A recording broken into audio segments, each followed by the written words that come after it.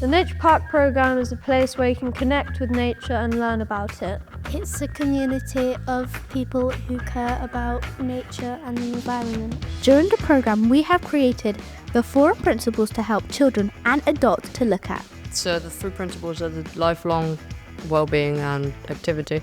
It should help children and young people connect with nature throughout their school life, from the youngest to the oldest years.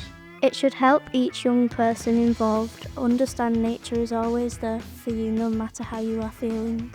The activities should help young people learn through active experiences of observing, exploring and investigating nature themselves, teaching topics that inspire awe and wonder of nature. I have learned that sometimes the screens aren't the answer, and all you have to do is go outside and take a walk.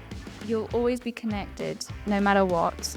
You don't necessarily have to do activities, but you can do, and Nature Park is there to give you ideas, as well as just giving you a place to be able to do the activities you want to do. And it will be more fun for them instead of staying cooped inside a classroom.